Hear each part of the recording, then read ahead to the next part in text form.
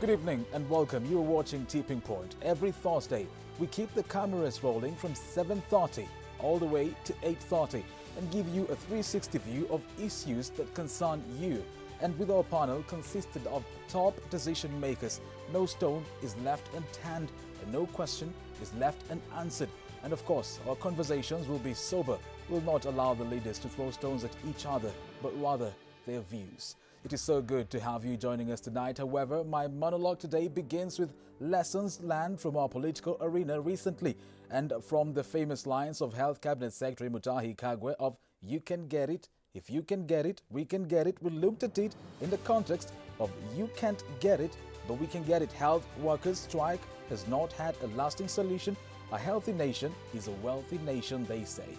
However, a 2 million car grant for MCAs towards the end of their term was found first. Today, leaders from Jubilee and KANU parties in Baringo County clashed over what is meant to be a unifying initiative, the Building Bridges Initiative. Yesterday, we saw former Machakos Senator Johnston Muthama almost exchanging blows with Wiper Party leader Kalonzo Musyoka at a funeral. Just a few days after two legislators exchanged blows at another funeral. What is it with our politicians and exchanging blows at funerals? The question of integrity in our constitution still remains hanging.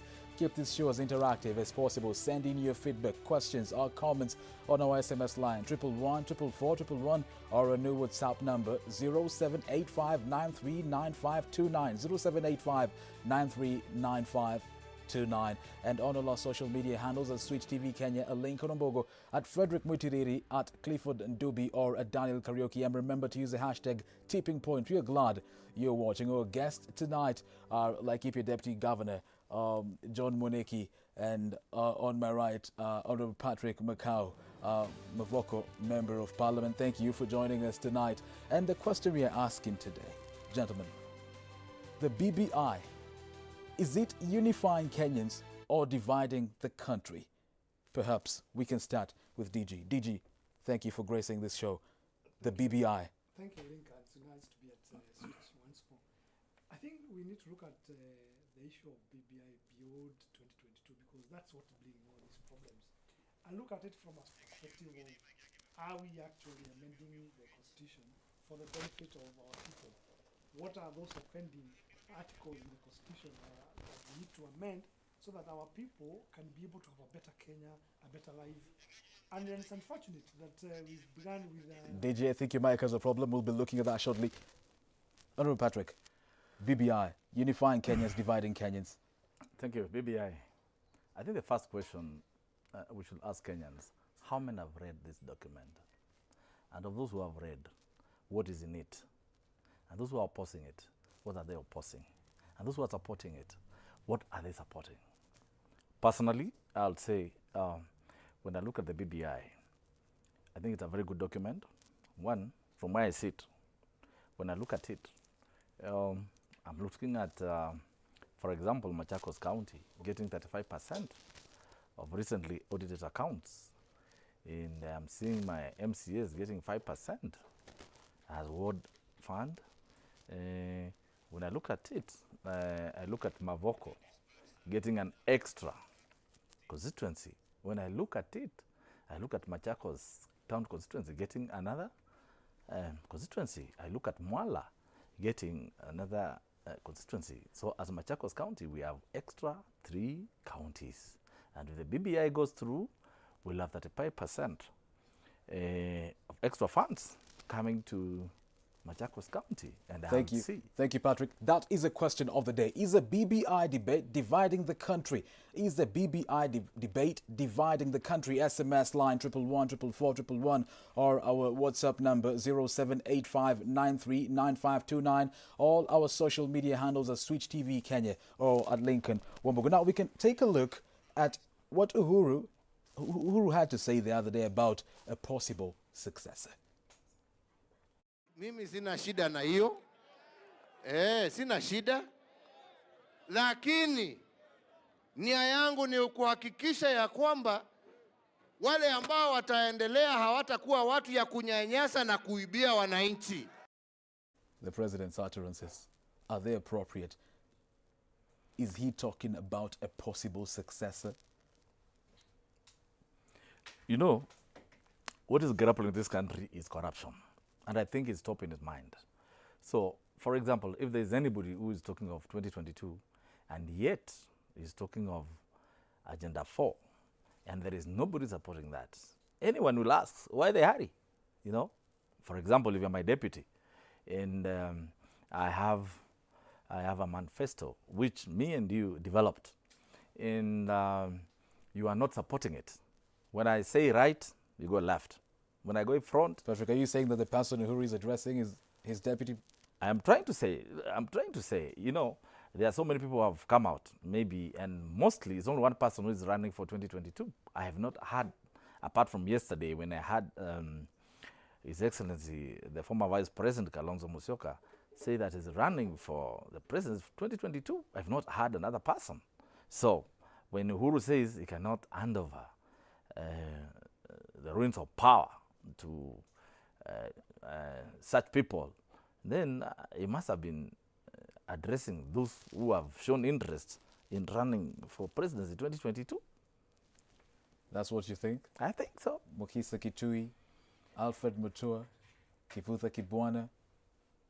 Well, they've not come out openly like some of those who have been going around campaigning. I've not seen, for example, Kivutha Kibwana go anywhere to campaign.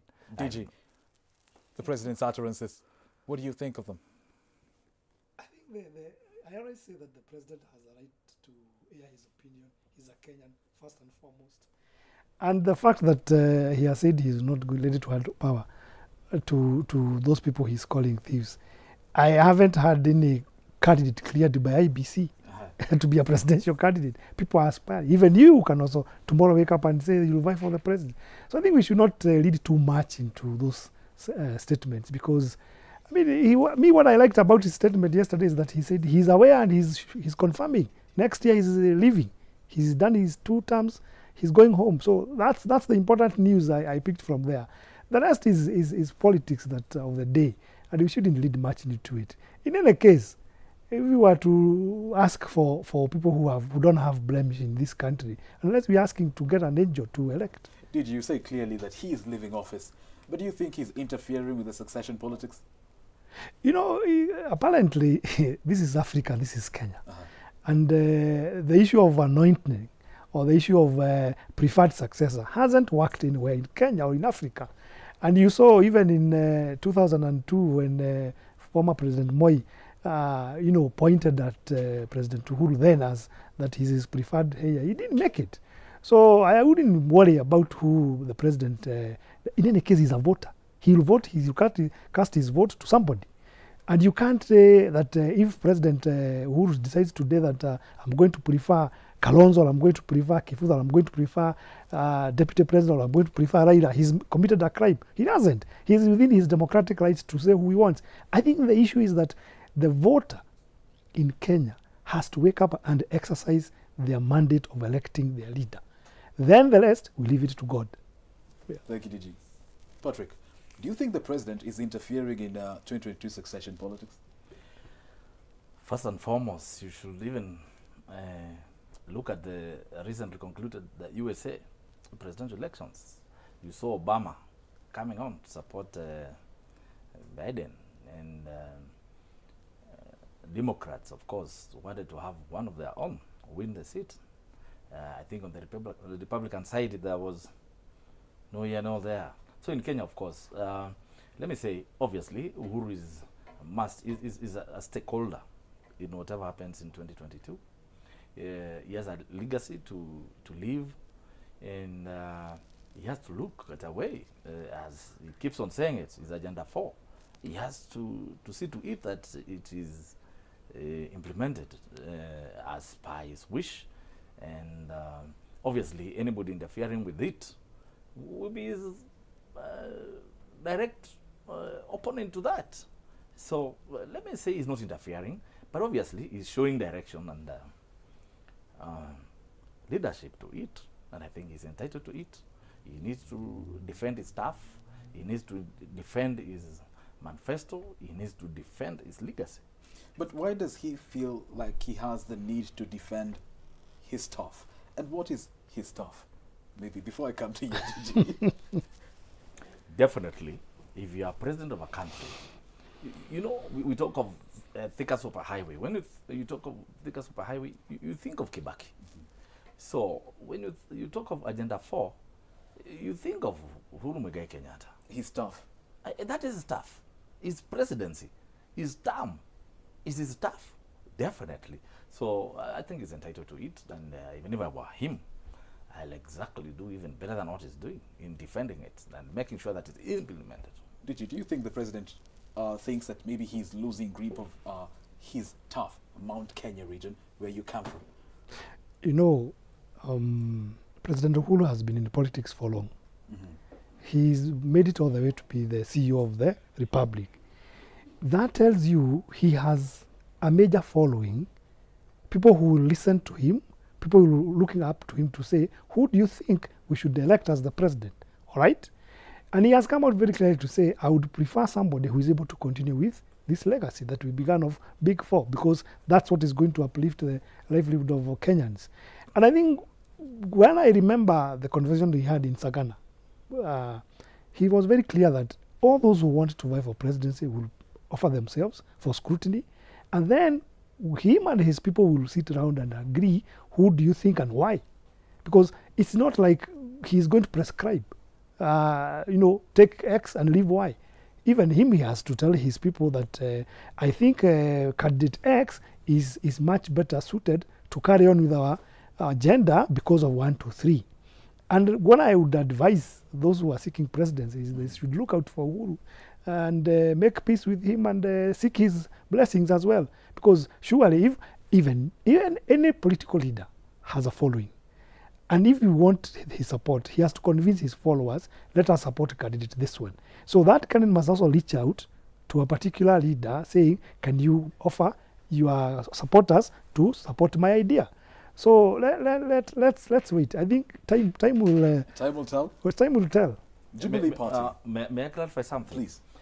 When I talk of tough, actually, on the presidency of UHURU Kenyatta, is about Kenya. His tough is Kenya. About Agenda 4 is about Kenya. I'll tell you something. If you look at the affordable housing, for example, I'm MP Mavoko in Machakos County, and it's already taken off. It is there.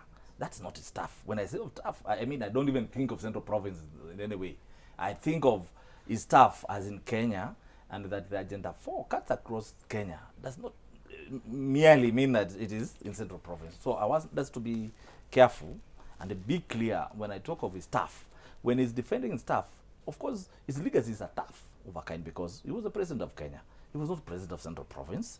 He was not president of Rift Valley, for example, because the deputy came from there.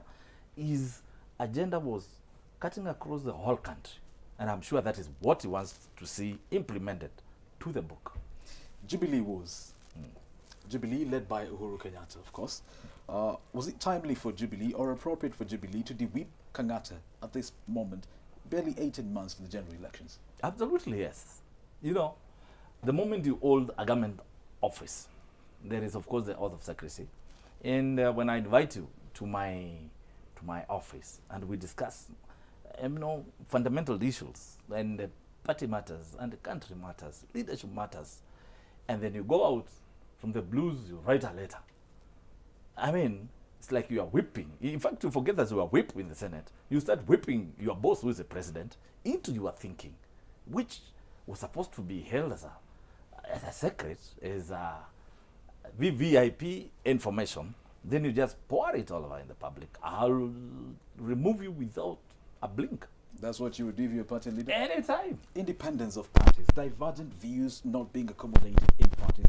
E.g., you ran as You know,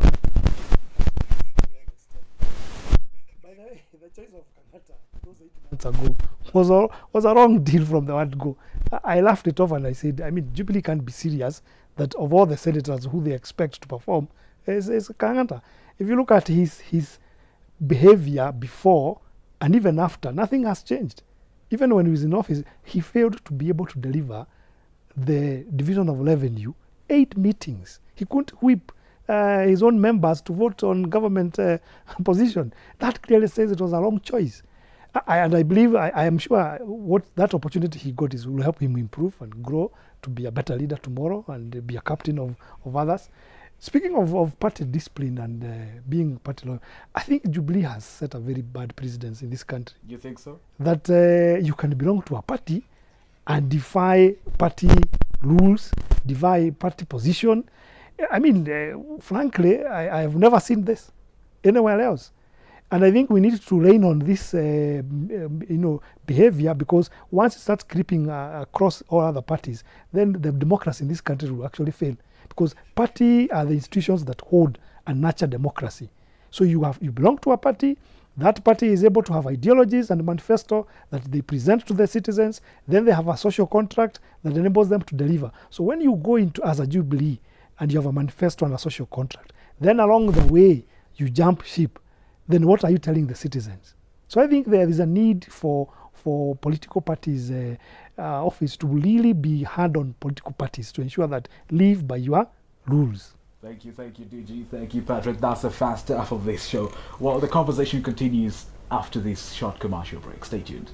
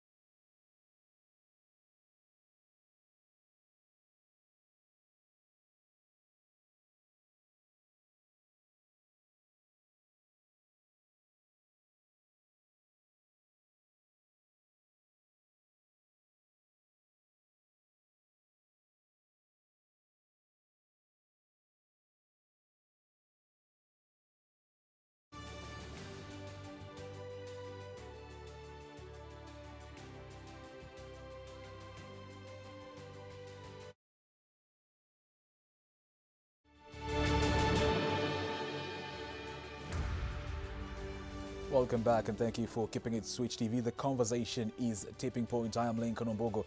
Our sign language interpreters are Michael Maithia and Teresia Washira. My guest tonight on my left, Laikipia Deputy Governor John Moneki, Patrick Macau, Mavoko Member of Parliament. The question we are asking tonight is the BBI debate dividing the country? Is the BBI debate dividing the country? SMS 111 or our WhatsApp number 0785939529 or our social media handles at SWITCHTV Kenya or at Lincoln Wambugu. Well, Baringo County becomes the first county to reject the BBI bill, and this is how it went down. We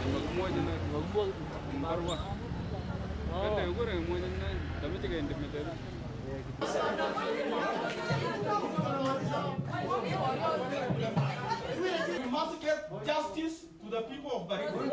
And Mr. Speaker,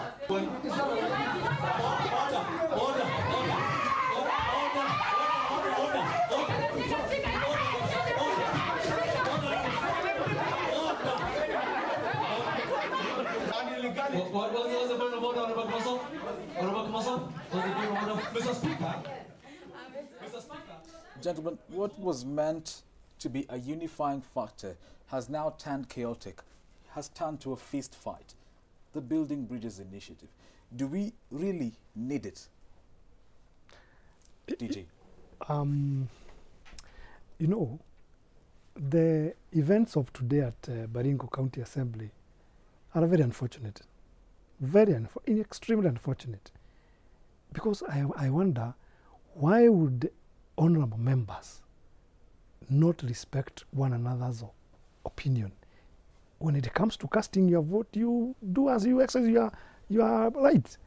It doesn't help to set the country into this kind of fist fight, because then we are now setting this country into a very dangerous trade where intolerance is becoming the order of the day. And we even saw this in barrios, where people are waking up their elected leaders. In other democracies, these members would lose their seats immediate. And we go back to what we were saying about earlier on about political parties' discipline. Even also political parties must be able to discipline their errant members. But at the same time, the political party must also behave and operate with fairness and equity, so that it doesn't become that then you cannot have an internal mechanism to air a different opinion. Because surely we are witnessing now a fight. And you know, Baringo County Assembly is a very sober county assembly. Majority of those members you see there are actually, most of them were teachers, including their governor. So they are not people who are not educated or they are learned. They are learned. But I wish they could address the differences in a more civil way so that they can set an example. There will be counties out of the 47 in this country who will vote no, others will vote yes. But fighting over BBI, it's not the way to go. It's very unfortunate. Is this a reflection of how things are on the ground? When, let's say, maybe they conducted public participation, we are not sure. Is this how the people of Baringo wanted it to be like? Clearly, let me say, from what I've seen here, I would say, and ask this question, are county assemblies becoming stamping assemblies? I mean, as in, are they just there to be seen, not to be heard? One, what I've seen there, it's about loyalty. It's about who is who, where do you pledge your loyalty? Is it in this side or that side? And I think it's very unfortunate. If those leaders were to come down and sober up, talk about the BBI, I think in the spirit of comradeship, they will have come up with something. But clearly you can see there is some fight of some superiority or inferiority complexes at par or at play. That is what I'm trying to see. And then I think, as you ask, was the BBI taken to the public for public participation? Because now that will have informed them on how they're going to handle the BBI. But the way you look at it, it all came to the assembly, and now the differences arose, and this is what we are seeing. It's very unfortunate. As the DG says, in other countries, of course, that assembly should have been dissolved immediately, because that lacks a lot of that's integrity, it lacks a lot of reasoning, and I think this is not the way to go forward as a nation, as a country. If assemblies will be fighting like this for such an important document, a national document, which is supposed to be understood, read, and public participation put at play. When we bring fights in our assemblies, it is not helping nobody. Do you think, DG, that Mwananchi Wanjiku has been fully involved in this whole process, this whole BBI process? What I've seen a couple of adverts from many county assemblies inviting members of the public to a public participation exercise where they will take them through what is the content of the bill, and therefore they will be able to get a mandate from the people they represent that we understand. However, we don't agree with you, so when you go there to vote, vote no. Or yes, we understand, we actually agree with the proposals in the document, please go and vote yes. And any county assembly purporting to have passed BBI without conducting a public participation, I mean, they're just setting themselves for another, litigation, another miscarriage of democracy. Because what's the hurry? A public notice is 7 days, conduct the meetings, be able to come back and converse the matter in the assembly, pass it or do as needed. And again, this whole process will come back to Mwananchi through a referendum to be in the event that 24 counties endorse the BBI. And the same Wanjiku they are failing to involve will now be faced with a vote, a popular vote, where they are asking, what am I voting, yes or no? I never got a chance to be educated. I never got a chance to be explained. So in any case, they'll rely on the hearsays, the propagandas, the rumors of the moment.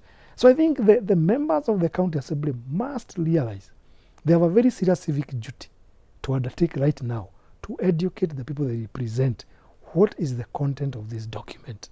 What does it mean for us, for the country, and for our children and the children of our children? Failure to do so, they'll have a destiny with their maker. I'm glad that both of you are decision makers in your own capacities.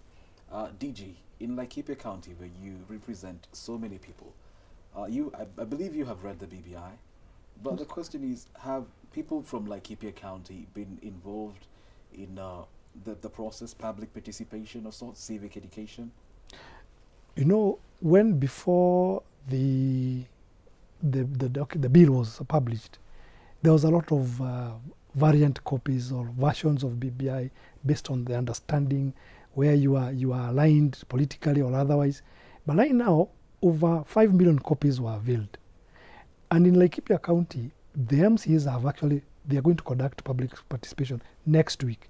I think on Thursday, we are having 5 meetings at the sub-county level where members of the public will be taken through, they'll be given copies, and they'll be able to say, well, based on what you have explained and based on what we have read, we are in or we are out. Mm-hmm. And I urge other county assemblies to do the same. This competition of who has been the first to reject or to agree is not how you make a constitution. Constitutions are documents for prosperity. They govern a nation. This is not they're used to fighting over budget for allocation of resources and projects. This is not the case. And the leader of majority and the speaker have a responsibility, and even the governor and the deputy governor, to ensure that they guide their people. I don't know whether there is an opportunity for the Baringo people to revisit that whole process through, first of all, by going to a public participation. And if they did so, then they have cast their vote, but that one, there's a miscarriage of democracy there, because those who had aired their views were not allowed to. A miscarriage of democracy, big. Honorable Patrick, your constituency, have your constituents read the BBI? Has there been any public participation? Let me start by answering you. You asked whether really Mwananchi, the Wanjikus, are aware or know what is in the BBI. Or has been involved. Have yes. They been involved? Let me tell you one thing. Now, let's call a spade a spade. There were a whole 1 year of the 14 member committee, BBI committee, led by Yusuf Haji, which went around Kenya collecting views from the Wanjikus and Mwananchis, for that matter, And for us to come here and baptize that Wanjiku's never heard or knew what is happening about BBI, I think we're being pretentious. We should even remember that they put up a desk at KICC. They were inviting lobby groups, human rights bodies, members of parliament, party leaders. We had all that time. And you know, we should be very realistic and say, even the proponents of BBI, I mean, they can sit here and tell us we've done what's supposed to be done. Of course, obviously, the last time we went to Bomas of Kenya, I am sure even the deputy president stood up and said, we want to bring this on board and we want to be heard. And I can tell you for free, they were allowed that window to present what they thought was not in the BBI report. Remember, it's still a draft. And for anybody to come out there and say that it's a bad thing, when I opened this sitting, I said, I enumerated the benefits I'm going to get. Now, do people of Mavoko know what is in the BBI? I have been doing that. They know it. They understand. If I was getting CDF of 130 million, now, if the BBI goes through, we'll have another Mavoko, which would get another 130. Now, we transit from 130 to 260 million coming for development. To us, that is big development. If, for example, Machakos County was getting 12.5 billion, it has 15%, now, how about that 5%? If the BBI goes through, they can see the development. And I tell you, the BBI, I'm calling it a redeemer of the marginalized counties of this country. If we get that 5%, that is enough money. Of course, with good structures and a good governance, that's money that can really develop these areas. And that's what I'm saying. For example, I know it comes from Rift Valley or Central. You know, when you look at Central, development is everywhere, you know, roads, in terms of roads, in terms of water, in terms of everything. So is Rift Valley. Of course, given the history of Kenya, how development used to be distributed, who is the president, where does it come from? Some of us, we've never had a president from our areas. So this BBI is coming to redeem that we lost. Do you agree with Honorable Patrick that the BBI is the redeemer? You know, Link. Yes. Yesterday the president mentioned something about bursary. That a child in Mathare is not able to access an opportunity to be able to advance in school because of the quantum that is being available for bursary. And I had a debate with one of my colleagues somewhere, and he was very bitter about it, saying that the president is actually spiting one region with another. I said, look, it is not, BBI is not saying take what belongs to Mavoko, give to Laikipia, or take what belongs to Nakuru and give to Siaya. In fact, it's saying increase the allocation. All right? So if a county in Northeastern was getting 6 billion, it can only get more than 6 billion. Governor, it cannot get less. Turkana Governor. I'm coming to that. Yes, please. I was shocked to learn or to see or to hear the governor of Turkana, Yes. Nanok, a friend of mine, saying that Nanok, Turkana share will actually reduce. And this is what I'm saying, that the problem we are doing as leaders, we are speaking half-truths. And we are misleading our people. Because honestly, why would Turkana get less? Well, yesterday, during the allocation for 2021-2022, Turkana got more. Now they are at 14 billion, or they are, if I'm not wrong, or 13. So really, I expect that BBI goes through. What Turkana now has been allocated under the agreement on the division of revenue for the next financial year. The other financial year subsequent can only be more. It cannot be less. Remember, there is equalization fund that has been set clearly with the guidelines that this is to support the less developed counties that have been marginalized over the years, because development for some reason had to follow the railway line, which was a session paper of 1963, because that's what the white man had, somehow opened up the country. So I wish we could be saying, if a child in one part of the country is getting 100,000 for bursary, let every child get the same amount. So that that child who is being paid for, sponsored for school in a university in a foreign country, even a child in Central, a child in Machakos, a child in Western, have equal opportunities. So that then we can develop as a country. We cannot claim that we want to be a middle class economy when some people are dropping school at standard 8. In fact, now we thank government because you have now free education up to Form 4. Previously, you had very many people who have dropped school at primary level. And then when you try to assist them to be able to even innovate, produce, manufacture stuff, they can't comprehend because they lack the basic education. And even if you look at the developed nation, one of the ingredient of development is being able to empower people with knowledge. I was listening to another conversation this afternoon in a media conference, and they were saying, right now, you'll find people who never had even a chance of having a TV or a radio. They're on WhatsApp.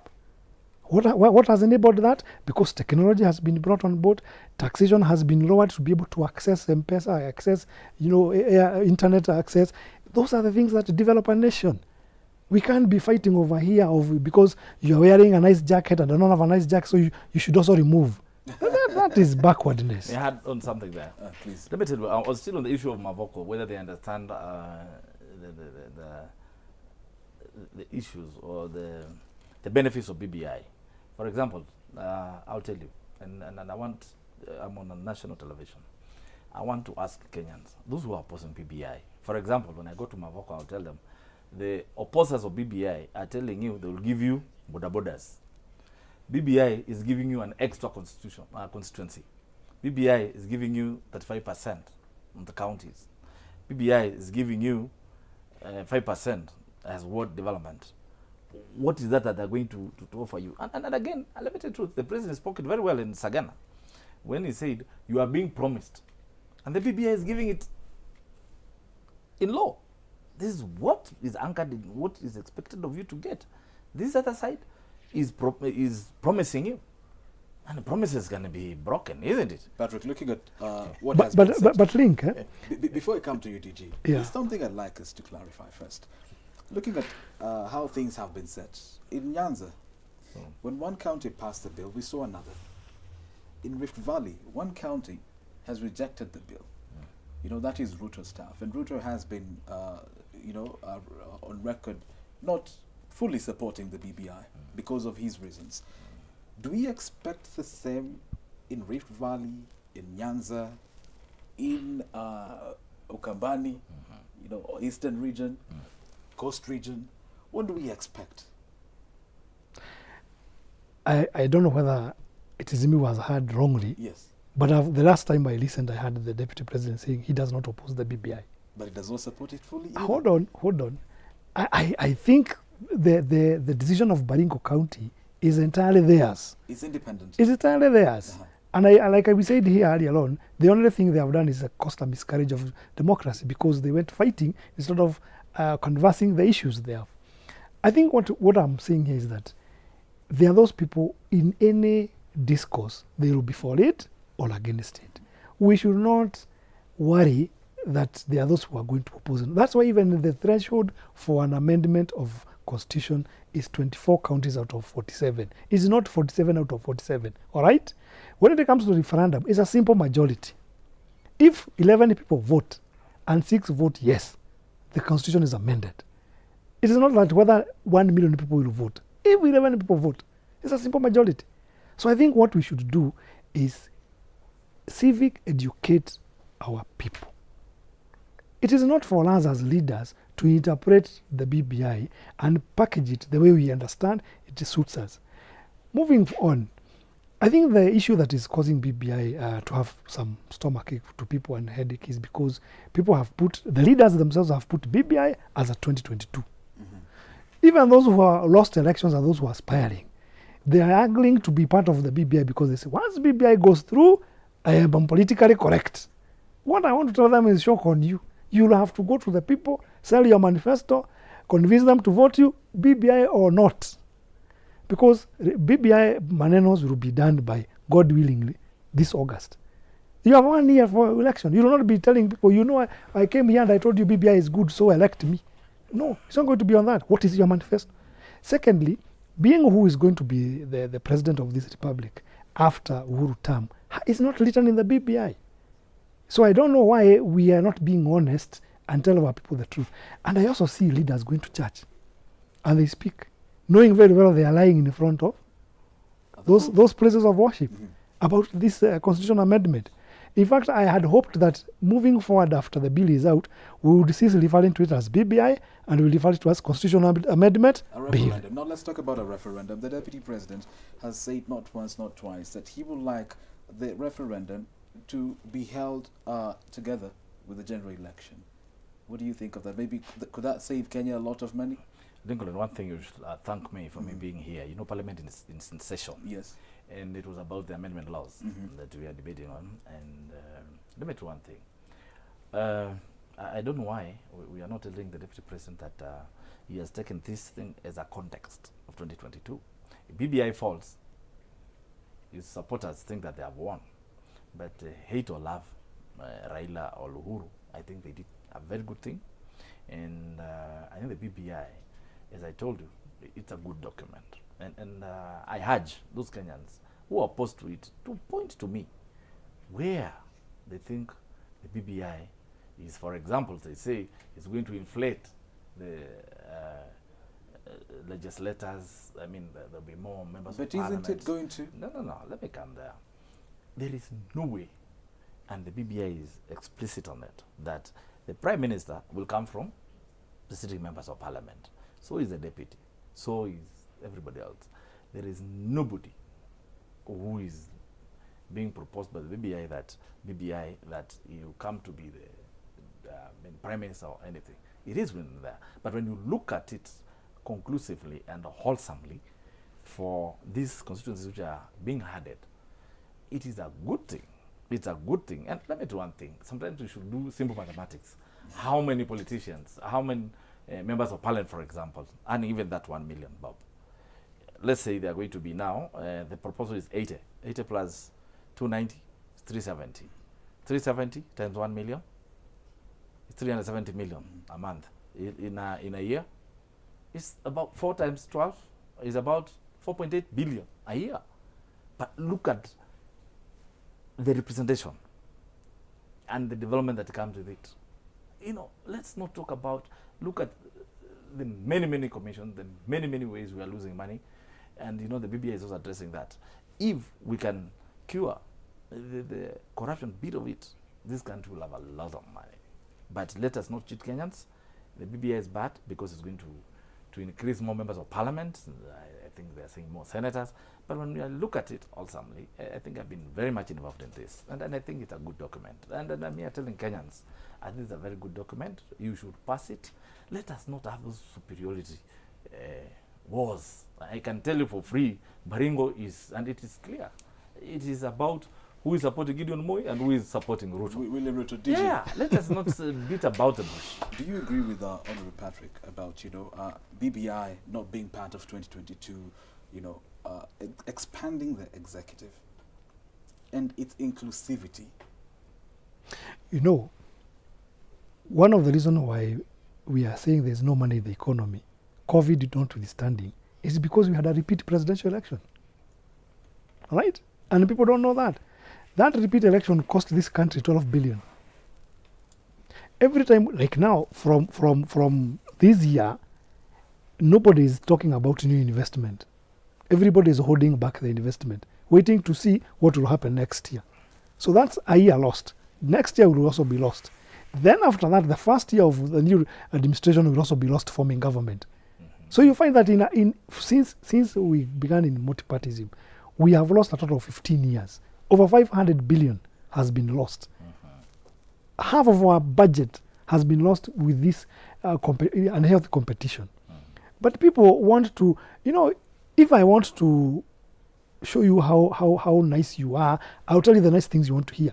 If I want to tell you how bad you are, I'll tell him the nice things he wants to hear about you, that they are bad, whether they are true or not. So what our leaders are doing, and you know, by the way, when they are not in front of the masses, they're actually praising the BBI.